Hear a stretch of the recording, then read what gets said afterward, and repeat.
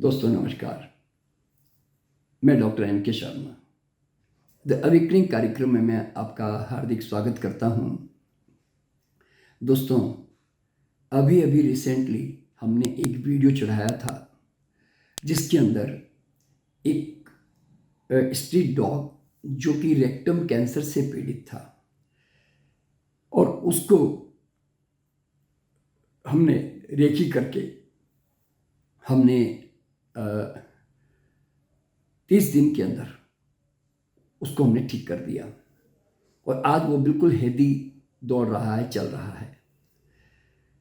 उसको देखकर ही मेरे दिमाग में आया कि ये स्ट्रीट डॉग, इसको कैंसर कैसे हो गया। तो मैंने देखा कि बहुत सारे समाज सेवी, पशु प्रेमी जानवरों को सेवा करने के लिए बड़ा प्रयास करते हैं, बड़ी मेहनत करते हैं और अधिकतर इसके अंदर पूरे भारत भर में मैंने देखा है टनों के टन इन स्ट्रीट डॉग्स को जो है बिस्किट खिलाया जाता है। दोस्तों, बिस्किट खिलाकर जो है ना, अब कुत्तों को बहुत बड़े बड़े महारोगों के नरक में ढकेल रहे हैं आप। देखिए, मुझे अच्छा तो नहीं लगता क्योंकि आप लोग सेवा कर रहे हैं और मुझे आपको ऐसा कहना पड़ रहा है। आपको कोई और विकल्प खोजना पड़ेगा क्योंकि बिस्किट मानव के लिए भी अच्छा नहीं है।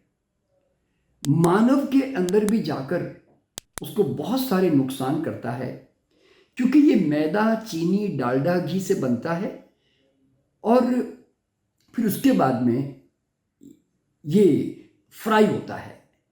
जरूरी नहीं कि डालडा घी हो, कोई पाम ऑयल भी हो सकता है और भी कई तरह के ऑयल भी हो सकते हैं। लेकिन ऑयल के फैट के साथ जब कोई चीज़ तलती है, जब कोई चीज़ बेक होती है, तो समझ लेना कि वो तल गया, क्योंकि आधा पौना घंटा फैट के साथ एक स्टार्च को रहना होता है। तो ये जो बिस्किट है आज मानव को ही खोखला कर रहा है, उसको ही बीमार कर रहा है। और यही अगर आप अपने बच्चों को खिलाओ तो उसको बचपन में पेट में कीड़े पड़ने का कारण बन जाता है क्योंकि मैदा है और जाकर पेट से चिपकना ही है उसके अंदर जो है प्रॉपरली।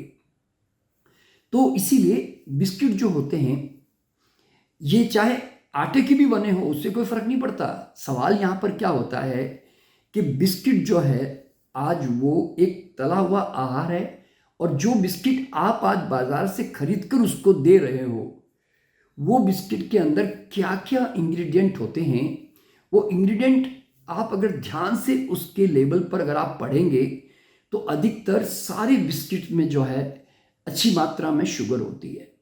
दोस्तों, घर में भी अगर हम बिस्किट बनाते हैं ना तो 1 किलो में कम से कम 600-700 ग्राम आपको शुगर डालनी ही पड़ेगी उसकी एक स्वीटनेस को मेंटेन करने के लिए। फिर उसके अंदर पाम ऑयल होता है। अच्छा, ये शुगर जाके क्या कुत्ते के अंदर जाकर कोई बहुत बड़ा न्यूट्रिशन नहीं देने वाली है, बल्कि कुत्ते को कैल्शियम, फास्फोरस और कई तरह के बी कॉम्प्लेक्स चीज़ों से उसको जो है डैमेज करने वाली है। साथ ही साथ उसके अंदर जो हम मैदा उसको जो देते हैं, वो मैदा जाकर जो है उसके पेट में इसलिए प्रॉब्लम करता है कि कुत्ते का जो पेट है ना, वो कोई ग्लटन यानी कि जो व्हीट की जो ग्लटन होता है ना, उसको पचाने की योग्य नहीं होता।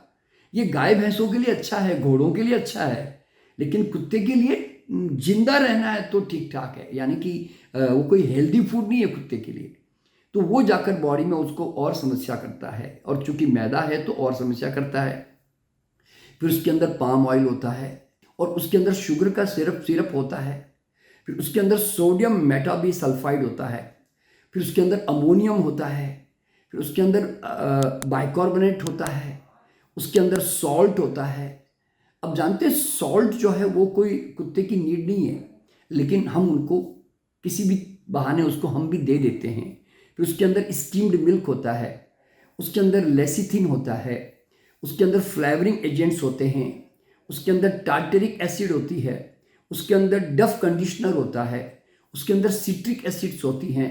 तो दोस्तों, एक बिस्किट जो मशीनों में बना हुआ, फैक्ट्री में बना हुआ, आप वो माल जो है आप अपने कुत्तों को खिलाते हैं ना, तो आप कुत्तों को डैमेज कर रहे होते हैं। दोस्तों, सवाल पैदा क्या होता है, किसी भी जानवर को आप अपनी मर्जी वाला खाना देकर कैसे उसके जीवन के साथ आप खिलवाड़ कर सकते हैं। दोस्तों, कुत्ते के लिए भगवान ने जो डिज़ाइन किया है वो खाना दो ना उसके लिए। और कुछ भी नहीं जानते तो वो एक मीट ईटिंग एनिमल्स हैं।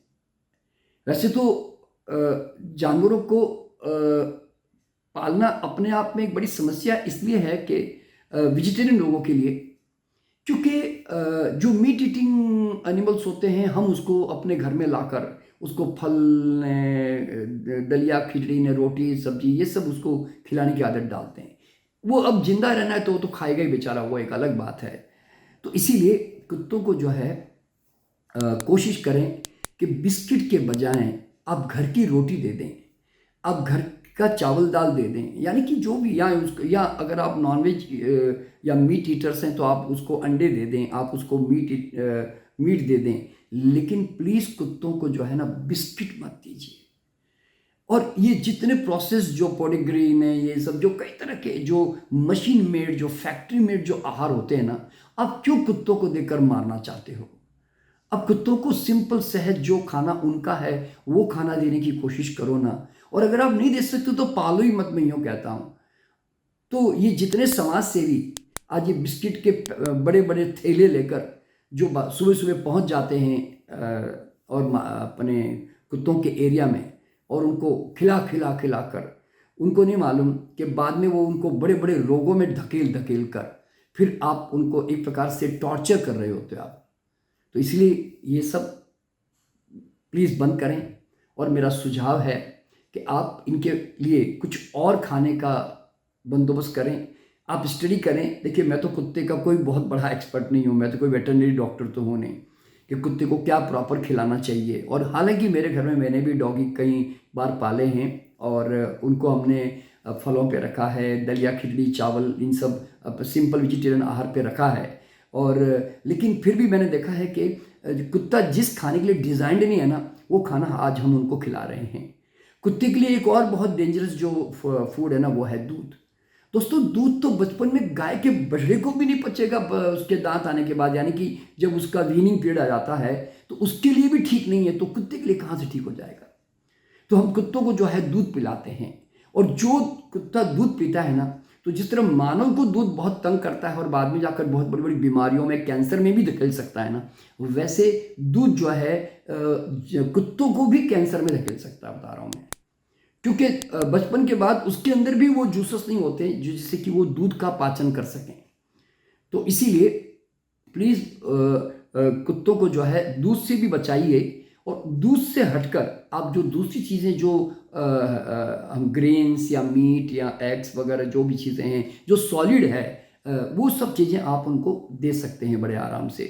तो इस तरह से कुत्तों को जो है आप सही उसके आहार को दीजिए। क्योंकि हम जब कुत्तों को ग्रेन्स भी देते हैं ना, और वो भी कुक्ड ग्रेन्स जब हम देते हैं, तो मैंने देखा है कि उनके भी दांत खराब होते हैं, और वो कार्बोहाइड्रेट जो है वो खा खा कर जो है उसका वजन बढ़ जाता है, और बाद में उसको जॉइंट पेन हो जाते हैं एक सर्टन एज आने के बाद में। तो दोस्तों, मैंने ये अनुभव किया है कि जो प्राणी अपना आहार पे जीता है ना, वो ज़िंदगी भर कभी बीमार नहीं पड़ता। इसलिए 84 लाख योनियों में कभी किसी को बीमारियां नहीं आती।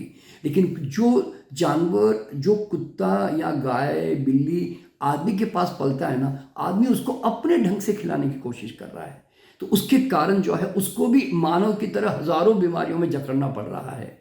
तो इसीलिए बहुत सावधानी पूर्वक इन जानवरों के साथ व्यवहार करें। और जैसे बोलते हैं ना कि अंधा अंधे को ठेलिया दोनों खूब पड़ंत, यानी कि दोनों अंधे बनकर जो है चले जा रहे हैं।